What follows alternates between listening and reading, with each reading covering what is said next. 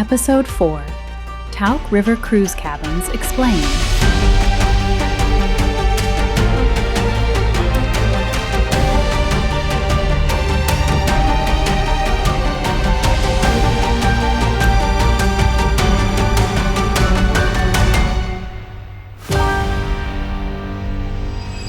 In this episode, I want to focus on one of the questions travelers usually start asking once they've decided they're interested in a river cruise. How do the cabins actually work?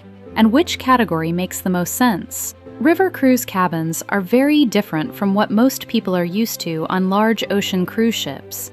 Because river ships have to fit through locks and navigate narrow European waterways, the ships themselves are much narrower than ocean ships. That naturally limits the amount of space available inside the cabins. So when people first look at river cruise cabins online, they sometimes think they may feel small. But in reality, most river cruise lines, and Tauck especially, design the cabins very carefully to make efficient use of the space available.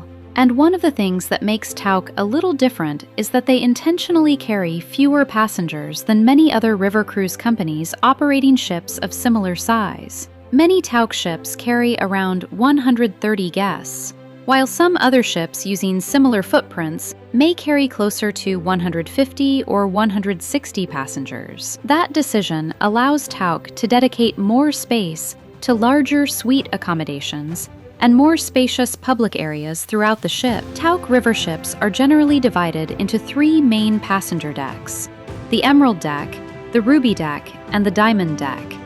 The Emerald Deck is the lower passenger deck of the ship. Cabins here usually feature fixed windows that allow natural light into the room but do not open. These cabins are often the most affordable category on board and can actually be a very good value for travelers who don't expect to spend a large amount of time inside the cabin itself. A lot of people initially assume they need a balcony cabin, but then once they experience river cruising, they realize they spent most of the day exploring destinations, sitting in the lounge or enjoying the scenery from the sun deck. Above the Emerald Deck is the Ruby Deck, and above that is the Diamond Deck. Many cabins on the Ruby and Diamond decks feature what's called a French balcony. On a river cruise ship, a French balcony is different from the step-out balconies people may be familiar with on ocean cruises. Instead, the full window opens inward like a door, allowing fresh air and unobstructed views while the ship is sailing. And honestly, for many river cruisers, that becomes one of the nicest parts of the experience.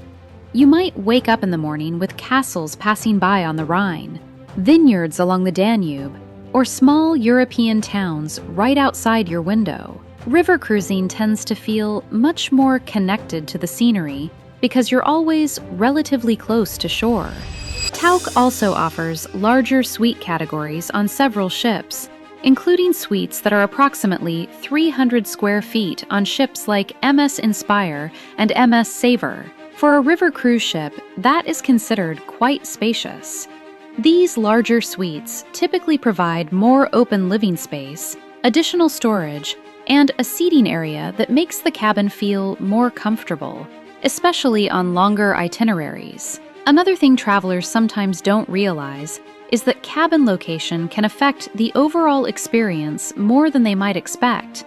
For example, cabins on higher decks may provide quicker access to areas like the lounge, restaurant, or sun deck. Some travelers simply enjoy being closer to those spaces. At the same time, cabins on lower decks can sometimes feel quieter depending on the ship layout and how guests use the public areas. River ships are still relatively compact overall, though, so moving around the ship is generally very easy regardless of cabin location.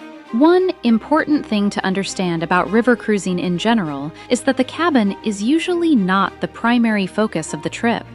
Unlike ocean cruising, where travelers may spend entire sea days on board using the ship itself as the destination, river cruising is much more focused on the places you visit along the way. Most days on a Tauck river cruise involve sightseeing, walking tours, cultural visits, or scenic sailing through different parts of Europe. So for many travelers, The biggest cabin decision really comes down to travel style. Do you mainly want a comfortable place to sleep and recharge after a full day of exploring? Or do you see the cabin itself as a major part of the overall experience? Neither answer is wrong. Some travelers are perfectly happy with a lower deck cabin because they plan to spend most of their time out exploring destinations. Others really value having additional space and larger windows because they enjoy relaxing in the cabin while watching the scenery pass by. And honestly, both approaches can make complete sense depending on the type of traveler you are.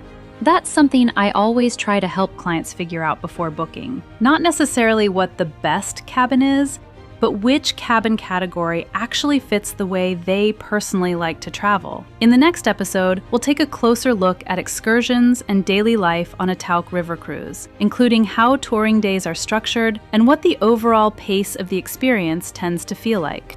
If you're considering a Tauck river cruise and would like help choosing the right itinerary, ship, or timing, please feel free to reach out. You can email me at info@sevenheaventravel.com or visit sevenheaventravel.com for more information. And if you're enjoying this series, make sure to subscribe. I'll be sharing more videos to help you understand river cruising and plan the trip that's right for you.